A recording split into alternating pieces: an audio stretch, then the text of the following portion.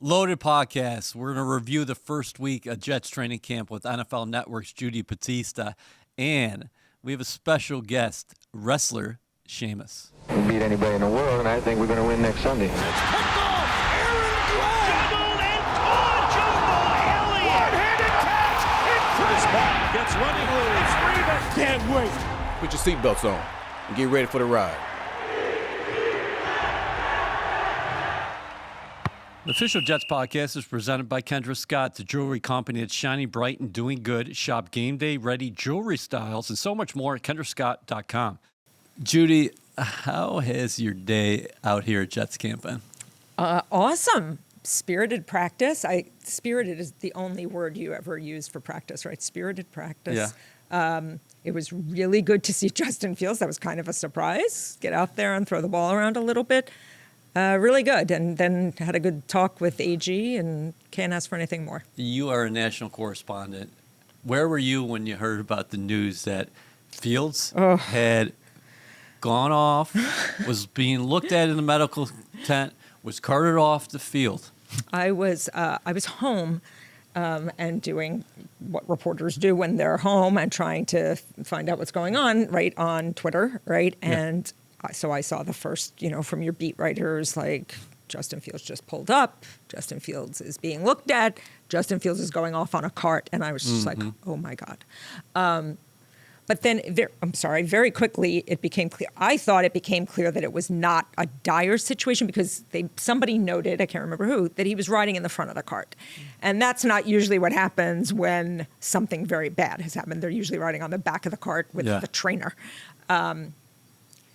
And then, fortunately, we got the news. But for that first hour or however much time elapsed, like I was getting texts from friends who were Jets fans who were all like, what happened? And who's the backup quarterback? And, people freaked out, as you well know. A lot of bad memories came flooding back. It was the final team rep in the first period on Thursday, so it's the second practice. And we're basically recapping the first 4 days of practice right now with you.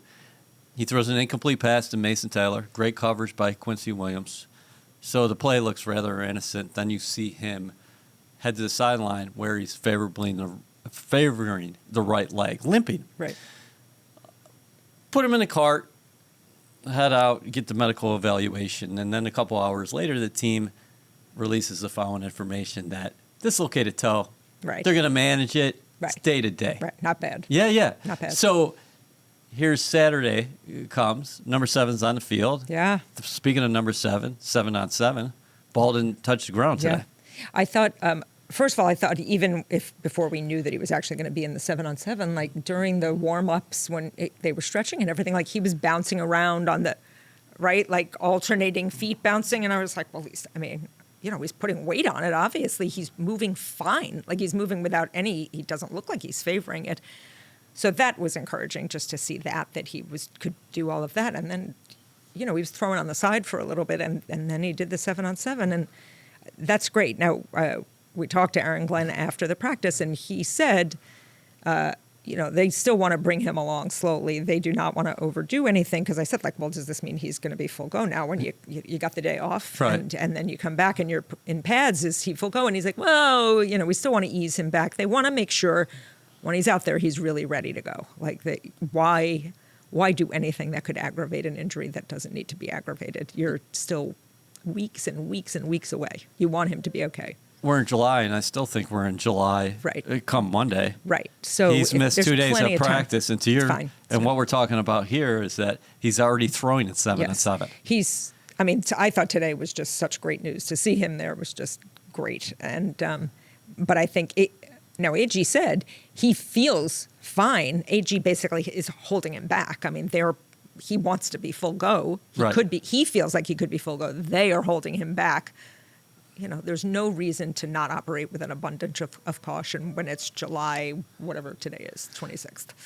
We've been watching Fields since he entered the NFL in 2021. This is his third team in 3 years. As far as the situation here with the Jets, what do you make of it? I think it's probably the best situation he's going to have been in. Look, the situation last year, and the Steelers is good. The Steelers are a good team and well coached.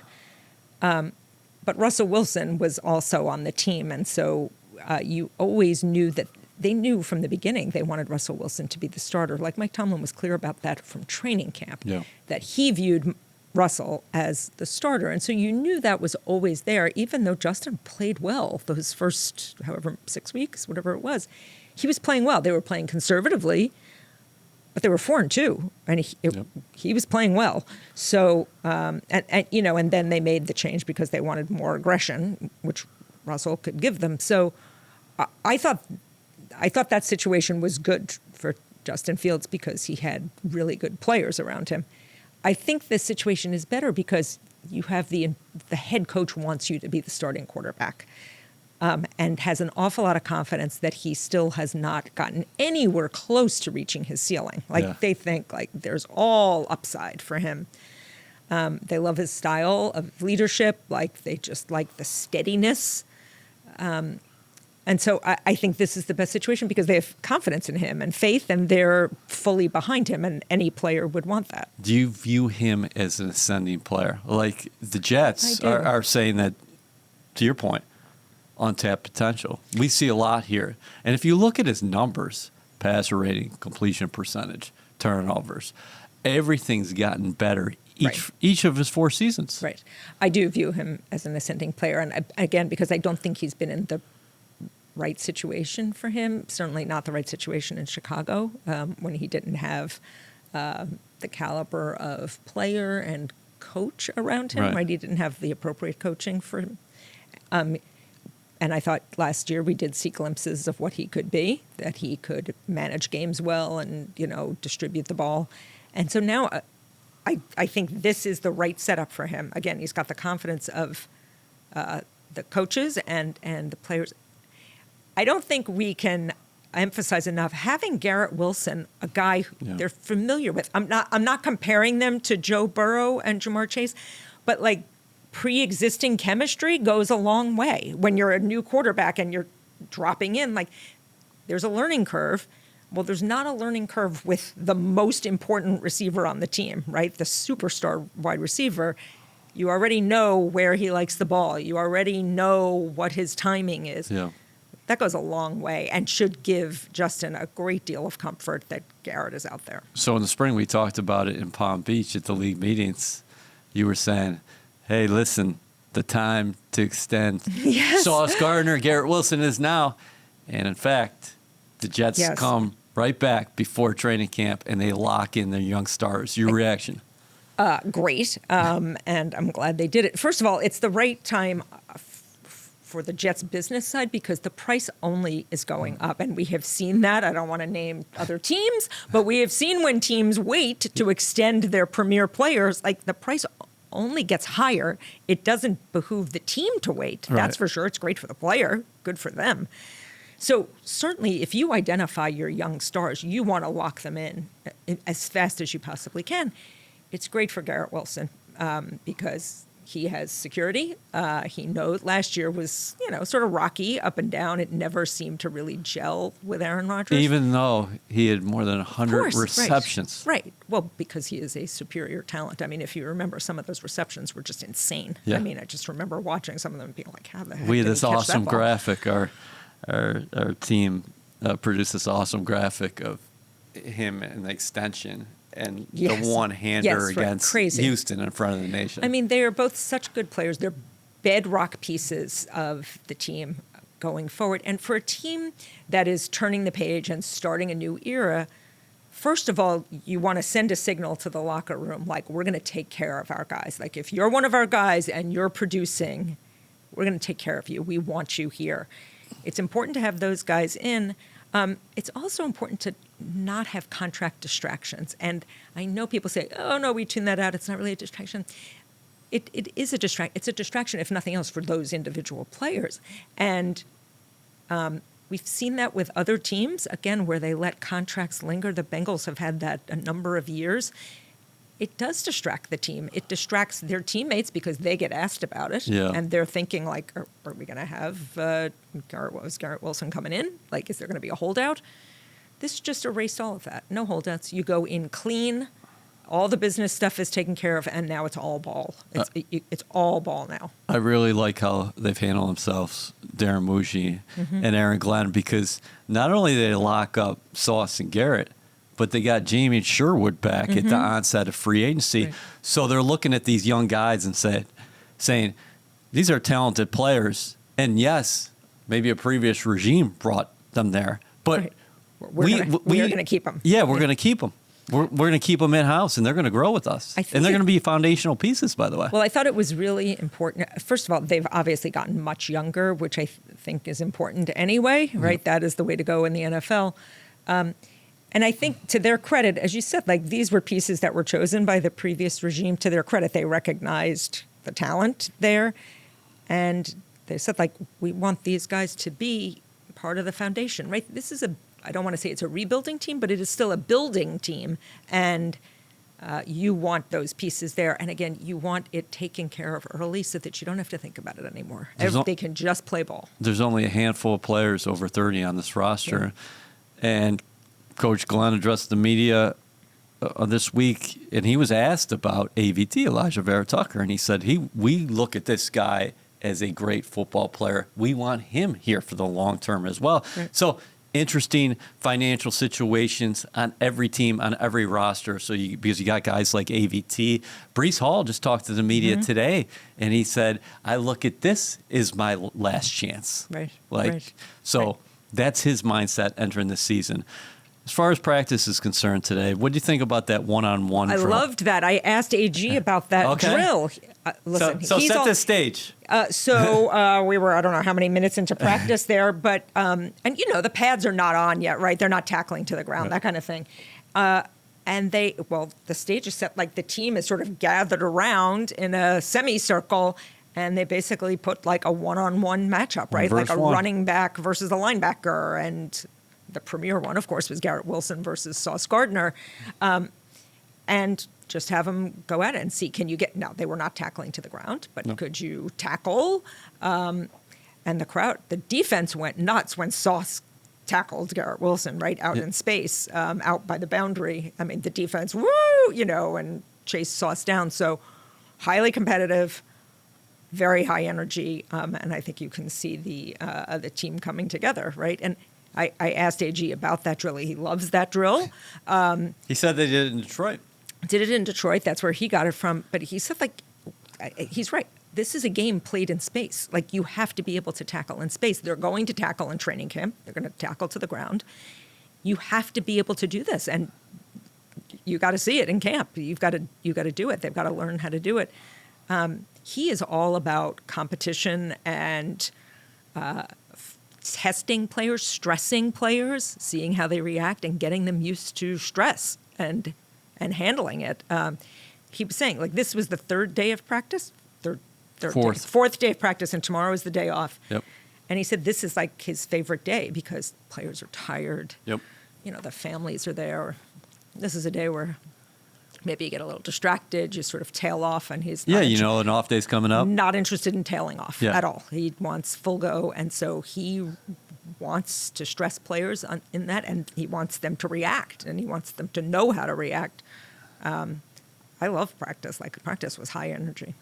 All right, so you are one of two people who were out there on the field today who actually covered the Jets when Bill Parcells was here. Covered the Jets when Aaron Glenn was a player. That's right. As well. So when you're watching this and you're taking this all in, do you have flashbacks and do you see similarities in Glenn, not only on the field, but when you're speaking to him after practice? Oh, yeah, no question. No question. When he admonished the media yesterday over, everybody freaking out over the Justin Fields injury before we knew it was not that serious. I like the way he handled that because he also told them, listen, I'm going to tell you exactly. I'm going to tell you the truth. I'm not going to BS you. Yeah. I will tell you. Just I'm not going to skirt around right. it. Let me find out. Let's go through the medical evaluation. I'll tell you exactly what's up. But I thought when he admonished the media, I was like, wow. I mean, it's like Bill is standing next to him saying in his ear what to say. Practice looked a lot like I don't want to say it looked like a Bill Parcells practice, but it had that same sort of intensity and physicality, which you don't see in the NFL all the time anymore. Like a lot of coaches have, because you're so afraid of injuries, like they pull back from that, intensely physical kind of practice. And this was a little bit more old school. He's in everything. Like he's just all over the place. Yep. And all ball. Like he just wants to talk about football. Like he does not he doesn't care about all the other stuff. He's football, and that's obviously very Parcellian. He's got a ton of energy. Energy.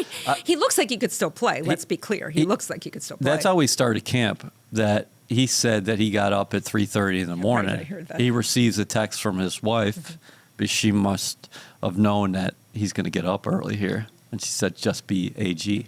Yeah. He doesn't know how to be anyone else. And what we said on the sideline, my opinion is, he is the right guy at the right time, and it means so much to him. Today, after practice, I said, it's well documented your history here, but what's it been like now, first week of practice, and having the fans here? And he was clearly emotional, and he said, hang with us, hold on to the rope. Right. I asked him about, he started camp by saying, like, he knows the pain of Jets fans and how it's been tough, and he wants to be part of taking that pain away. And I asked him, I said, that's a very personal kind of thing for a coach to say. Like, where did that come from? And he said, well, it is personal. Like, this is the team that gave me my chance in the NFL, and now it's the team that's given me a chance to be a head coach. Like, it's very personal. I like, the team was not good when they drafted him. 1994. Right? And then they got really good. Yeah. Right? Parcells turned the ship around. And he said, like, he remembers that feeling, like how great it was, like the excitement, how people were so into it. And he was talking about there's nothing better than winning in New York, right? Like it is, when you win in New York, like the world is yours. And he said he wants fans to have that again. He wants the players to feel that. They have not been able to feel that feeling. He wants the organization to have it again. He's obviously very grateful that that he's going to be the head coach here, and that this is the team that gave him a chance to be a head coach. It means a lot to him that it was his team. Yeah. But like, I was just struck by how much it means to him personally. Like, Yeah, it's so not personal. just It's got to so strike a personal. chord with every Jet fan. Yes, right. Like, you can say how much maybe you've been suffering. He can come back to you and say, I know. He knows. He's lived it. He's lived it, right? He lived through tough days when he first got to the Jets, when things were not great, and then lived through great stuff. He also made it knows. clear that he's paid attention to what was happening all here. along. Yeah, all along. Right. My heart is with you all along. Right. I'm there. So I've said this a few times. Like, there have been a few things that he has said since he got the job that I thought, I've texted people here like, man, like Jets fans are going to like walk through fire for him. He is so attached emotionally to the team. He knows what the team's gone through. He knows about the struggles and the high times and the low times. And like, he really wants to be a part. It means something to him to be a part of the And he Renaissance. understands big picture. Yeah. He said, we want to win the Super Bowl. Yeah. Yeah, no doubt. Obviously. Right. But we're going to take a one-day mentality each day here. Right. He embraces the work part of it. He does. I asked him about the intensity of practice today, and I said, I assume that's all intentional, right? Like, you're ramping up this competition. Because we also talked to Mason Taylor after practice, and he said, AG himself is so competitive, and like the team draws from that, right? Like, you are very competitive because you see him being so competitive. And he said, of course, that's intentional. Like, everything we do is intentional, which you could practically hear Bill Parcells say that, right? Like, everything is part of the plan. Elijah Vera Tucker said it. He's all about physicality and accountability. Yeah. Those two things he's going to stress. Listen, the fact that officials are in practice, like, great. And that he said, like, listen, we were the most, penalized team last year. That cannot continue. That's accountability, right? Like, here are the officials. Stop getting pre-snap penalties. All right. Listen, I know you got plenty of stops here on your training camp tours. You're going to the Giants here tomorrow. But you talked to Mason Taylor, you said, and Armand Mambu, the two Jets rookies drafted in the second round and the first round, respectively. your thoughts on those guys and maybe watching them and then talking to them after practice. This is probably not something a football player once said about them, but they're so sweet and young, right? Like they're just so nice. I think they are fired up by Aaron Glenn. Like they love the intensity of practice. You know, it's their first training camp, I'm sure. I mean, you know, Mason Taylor comes from a football family, so he probably has been told what training camp is like, but like it's all new to them. So I think they love that. They love Justin Fields. They praised him for his leadership and how he'll bring the offense together and how steady he is. I like them. They're going to be big pieces. I mean, I would expect, unless something goes haywire, I would expect that they will have significant roles as rookies. Yeah, listen, Mabu's getting great work in each day. One of the stars for me early in camp, I know people are not going to be sleeping on him anymore because Will McDonald had 10.5 sacks last year, but you got McDonald going against Membu each day, and that's only going to make Membu better. And Taylor has really impressed me because, yes, we knew he had the catching chops, the receiving chops, but Glenn has pointed out that he's getting after you as far as blocking is concerned. Mm-hmm. So the emphasis with the Jets running the football, but Mason Taylor's going to catch a lot of balls in this offense. Yes, which is always, right, a tight end is always a quarterback's best friend, right, is such a great safety net for quarterbacks. Yeah, and we've never seen a guy like Fields here at the quarterback position as far as that skill set, the dual threat. Right, no. I'm excited to see that when he's healthy. I'm very excited to see how they use that because you're right, we've never had that here at the Jets, right? We haven't had that sort of real running threat. Right. Any other storylines that? No, I'm just very curious to see how the season progresses because, listen, the AFC is very hard. I know. We're so isolated here, and that's what happens with me. It's really hard. You're jumping around. I'm here every day, and I'm like, man, this is a talented team. This team is gonna. It does have talent. Could surprise people. It does have talent, but I mean, man, the AFC is top heavy. But I'm interested to see. Like, I feel like Aaron Glenn and Darren Muji have a plan and have very deliberate steps that they want to get to along the way, and so I'm curious to see how that progresses. Well, great seeing you, and I know your plan is to get back to the city. Exactly. We'll see what the shore traffic is like on the way, but great to see you. Thanks.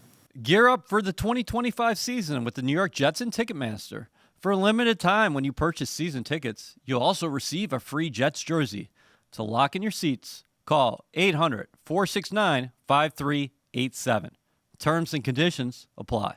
Sheamus, what brings you out here to Jets camp? Well, we're in SummerSlam season. We're obviously at MetLife next week. And, of course, we're here in Jersey, down the road, the hometown of my wife, born and raised. So we came out here to talk to players, see their opening practice, and I'm just having the crack, mate. I'm just having a good time. You're always having a good time. Yeah, I'm just enjoying it, man. I enjoy the fun part to me at this stage of my career. It's like I love getting to meet new people, get to come to awesome events and awesome things like today, the practice. So yeah, just want to enjoy my days. All right, you talked to a few of our players after the practice, including tight end Zach Kuntz, left guard John Simpson. You talked to another tight end, Jeremy Ruckert. I know Olu Fashanu, the big left tackle, who came by as well. Quincy Williams was out there. Yeah. So what were you talking to those guys about? Just generally, how's everyone doing? I actually Rucker and Zach, I met them at the Tight End University deal in Nashville that Kittle puts on every year. It was a great event. So obviously we all bonded and had the crack at that event about a month ago. So it was good to just catch up with them again. You've got great players in this team, man. A lot of great individuals, great kids in this team.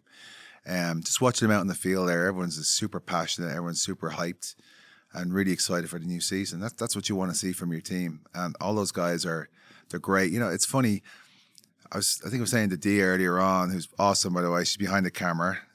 She makes sure, you know, I was taken care of today. But just like the fact that, you know, I'm getting older every year and then the players are getting younger. I just see a bunch of kids out there just, you know, basically bright-eyed, bushy-tailed and ready to, like, just live in their dream, playing in the NFL and playing for the Jets. What's your reaction, though, when professional athletes are running up to talk to you? Because it's not like that for every person who's going to interview these guys after practice. Oh, it's cool. Like, it's really cool. You know, I kind of noticed that when I went to that Tight End University thing. That's phenomenal. It's a phenomenal event, by the way, and bringing all those guys together.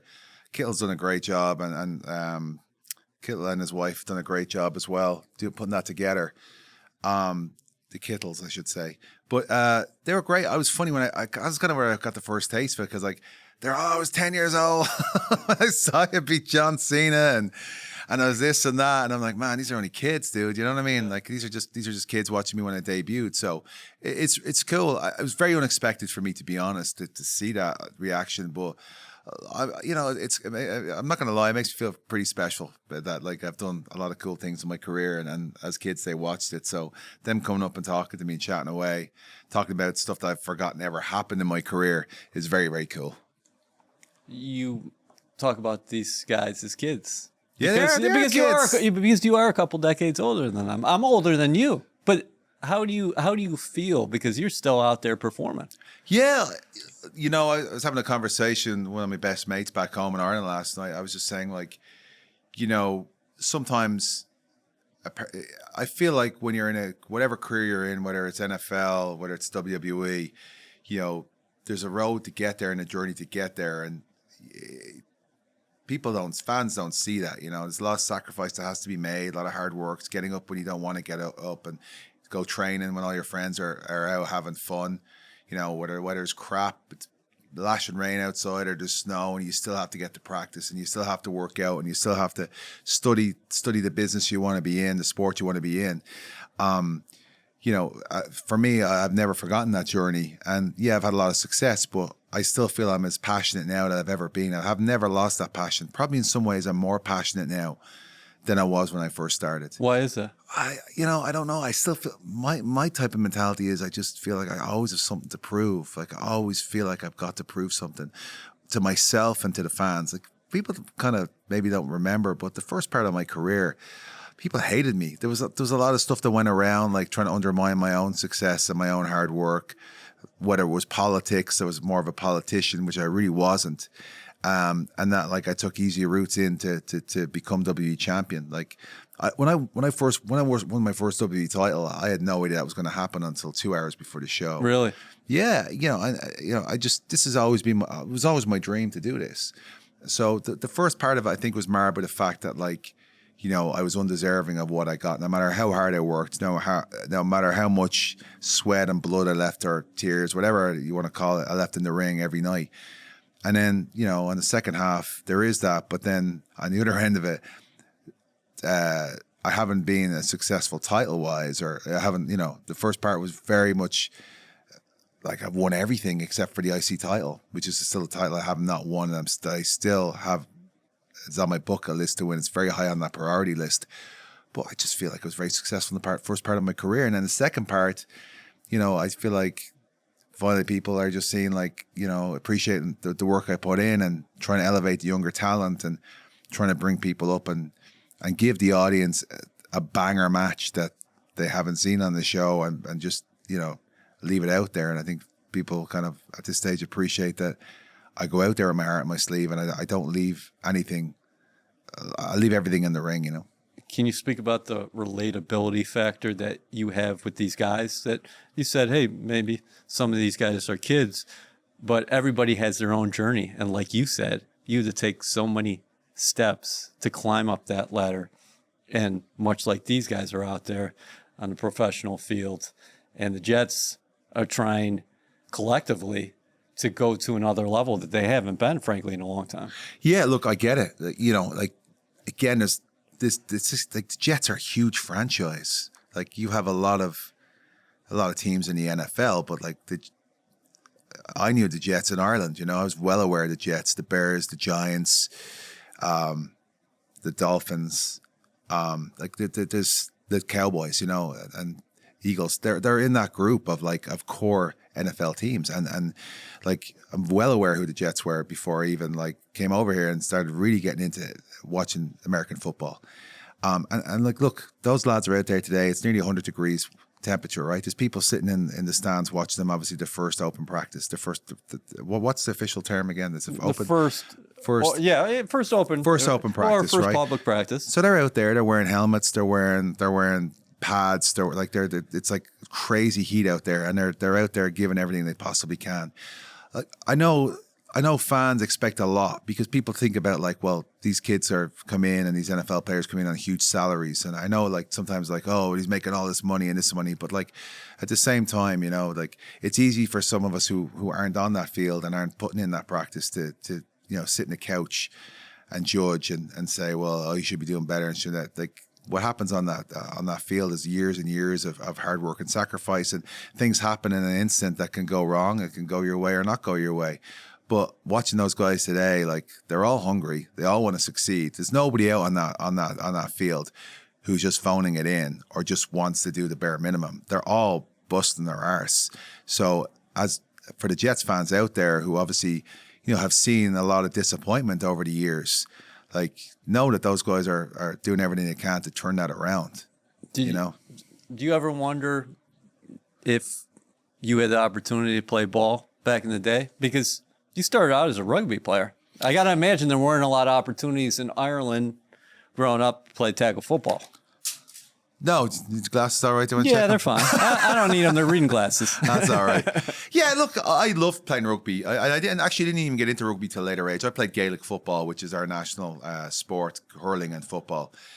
And I loved it. It's fast paced. It's great. And then I started lifting when I was in 16. My dad got me into the gym, and I started putting on more size. And then I just, rugby for me was a great sport as well because I love that, like that physical aspect of stuff. I've always been a big fan of physical sports, like getting involved in there and hitting and and driving through and doing what you can. That's if you watch me in the WWE ring, I'm definitely the most physical WWE superstar in the ring. There's nobody who can touch me with that. And I know when some of the guys I see their name beside mine on that lineup for whether it's Raw or SmackDown, Raw now obviously on Netflix where I'm on.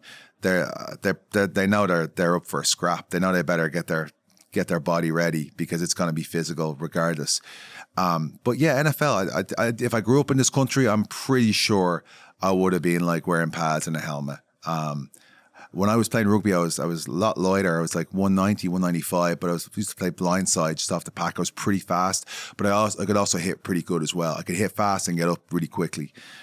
So yeah, I definitely think if in another bleeding parallel universe, whatever you call it, another lifetime, if I'd grown up here in America at the time, I definitely would have been trying my hand at football. So 190, 195. How much are you going in the ring at now? Now I'm at 255, 260. Okay. So yeah, I mean, when I was younger, it was really hard to keep weight on. Like, I'm not gonna lie, I would eat everything, and I couldn't keep it on. But I was in the gym all the time. I was like, love the gym, lifting weights 6 days a week. I'd cycle everywhere as well because like. I don't know if you ever think about moving to Ireland. Car insurance is really expensive in Ireland, as is petrol, as is gas, or as are cars. Like it's not a country that's designed to make you not want to drive a car.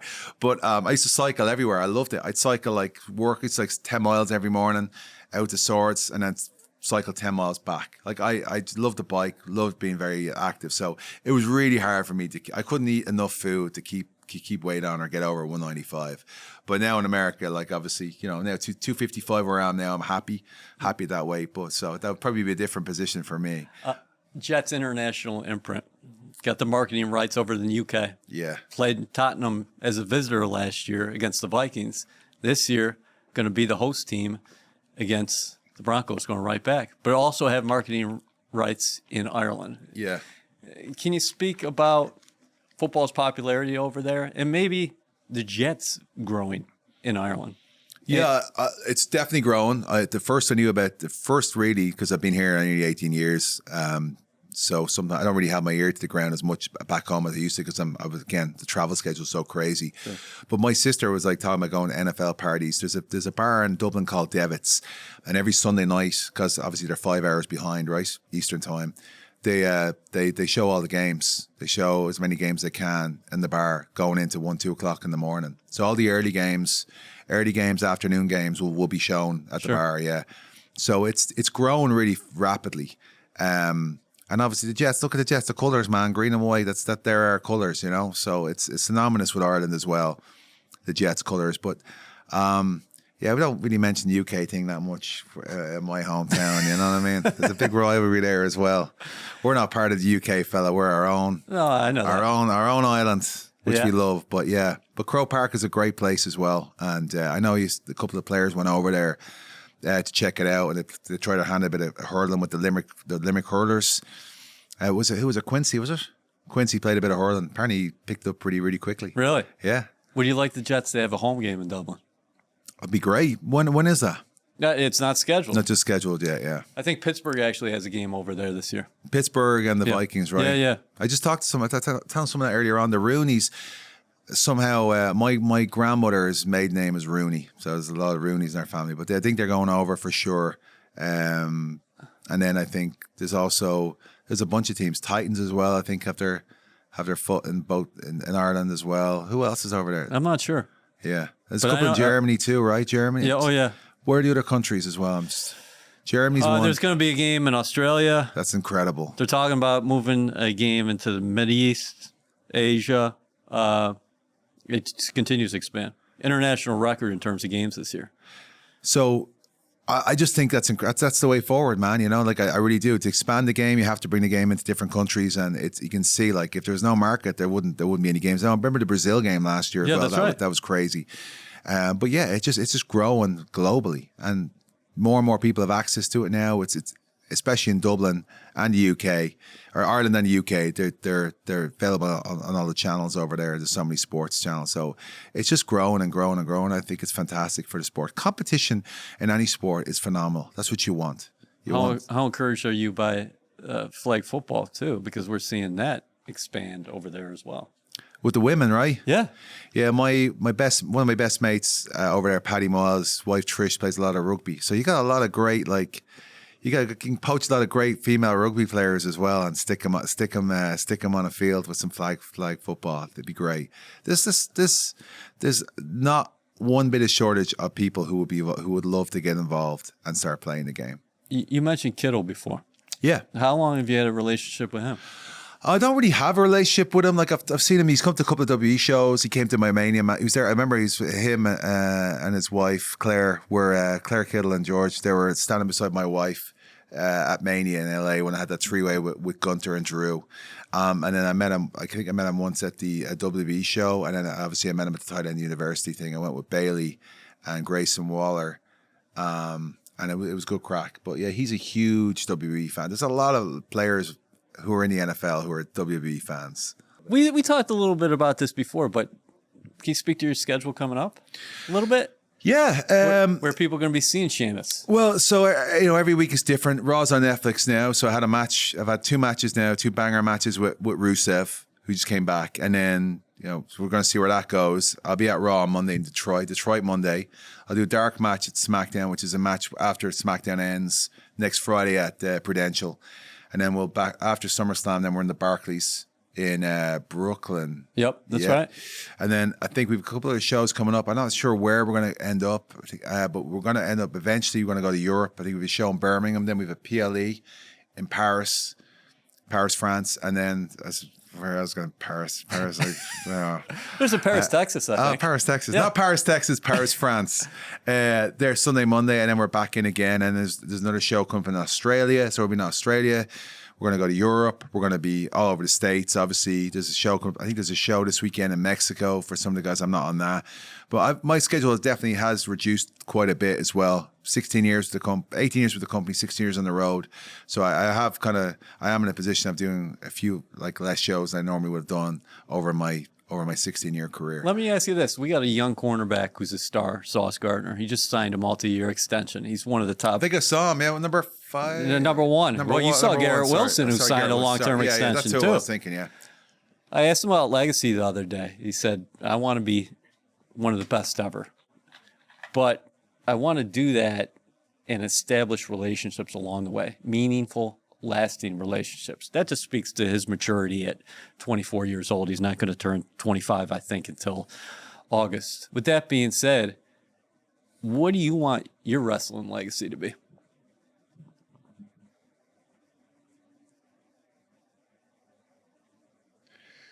I mean, obviously, one of the biggest things for me was to become the first ever Ultimate Grand Slam champion, WWE Ultimate Grand, and that the IC title is the one thing I haven't won. That was I'm not part of this, but as a performer as well, separate from like accolades and stuff. Personally, I just want to be remembered for the guy who put on the most hard-hitting, grueling matches, exciting matches in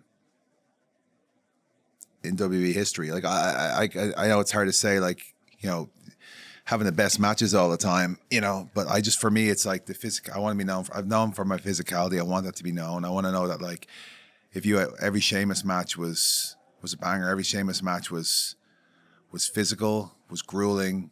That there was like that I gave everything, you know, that was passionate, and that people paid attention. Like, they talk about our matches, but they're like, oh, whatever about those other matches, but this match is gonna be real, you know. It's hard for me to put it into words, like to say that, because I've never really thought about that in that perspective. But I just want to be known for someone who went out there and gave everything he possibly had. Never phoned it in. Never took a shortcut. Always just wore his heart in his sleeve, and always gave everything he possibly could in every match he could. Because that's what I do. I'm in the mindset where I can't go out there and just do the bare minimum. I can't go out there and just half-ass it. If I'm out there, I have to leave everything in that ring, because that's just who I am. Anything else, I feel like I'm cheating the fans, and I'm not doing it justice to myself and the reputation that I've built. Well, the great thing is, you still got a ways to go. Yeah. Sorry, I brought the mood down there. Yeah, I have a bit 4 more years. And by the way, you look great in green. I tell you that every time I see you. Hey, you know, you came to a Jets game last year. We had you on the pregame show. Yeah, we did. Yeah, it's green shirt, right? Green shirt, green tie. No, absolutely. Green's a great color. Green's an easy color for me, mate. Listen, the whole Ireland is green. It's basically it's their primary color. We're gonna make the Jets Ireland's team. I'll tell you, mate. There's a great opening there. There's a competition with a couple of teams, but I think that you guys already got the colors between you guys and the Titans. I think Titans have the Dublin colors, and you guys have the Irish colors. So I as I said, like, you know, you guys show Ireland that you mean business. Any team that does, like, the Jets go in there going, you know, we're proud to be here. Irish people will back you. I think Irish people have to be the most loyal people, I feel, in the world. Like, you give everything you can to Dublin, to Ireland, they'll give it right back. We are loyal to a fault, fella. I really mean that. Like, we really are. Like, there's just so much. There's so much passion, you know, like in that country, and especially for sports. We're just such a passionate, proud country. We've been through a lot over the years, you know what I mean? We've as a country, as people, we've been through a lot over the last like a couple of 100 years, you know what I mean? But we still find something to smile about. We still find things to celebrate, and I think that's the beauty of who we are. We know who we are. That's the thing. We're not trying to pretend to be something else. We're not trying to figure it out. We already figured it out. So that's why when people come to Ireland, and they go to Dublin, and I think New Yorkers can relate with that kind of attitude. Celtic Warrior workouts. Let's end here. How much you enjoying that, and also what's ahead?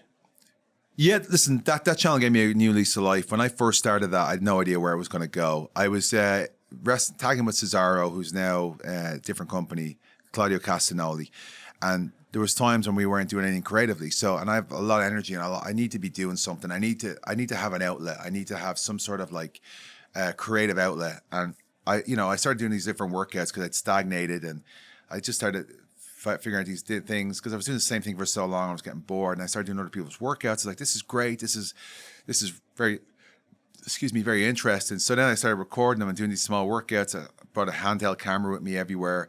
I got the social media guys to film it. Yeah. And it's just grown and grown and grown. And seeing the responses of people who watch it, who were like, started working out because of it, because they started watching their favorites, wrestlers, male, female, whatever. And they started going on this fitness journey, because the fitness thing can be very daunting. It can be like, people it's where do you start? You know, how do you go in? Going into a gym with all these people like throwing weights around. Can be a lot of egos in gyms, and it's very kind of intimidating for somebody new to go in there. So just gave them an outlet, and I kind of every episode I show a very kind of like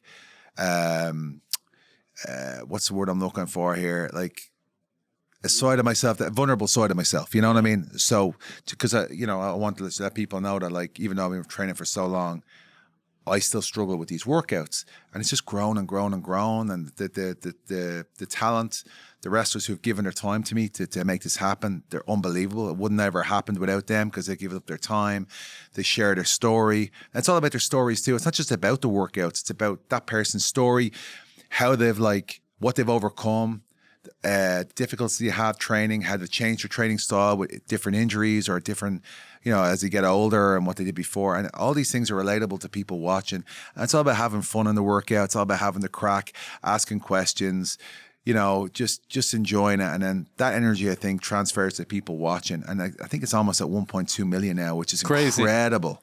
We gotta set you up with a jet. I think a Jets workout would be fantastic. I want to start moving out of that realm now. I think Jelly Roll just told me he wants to get on there. He's on a massive weight loss journey.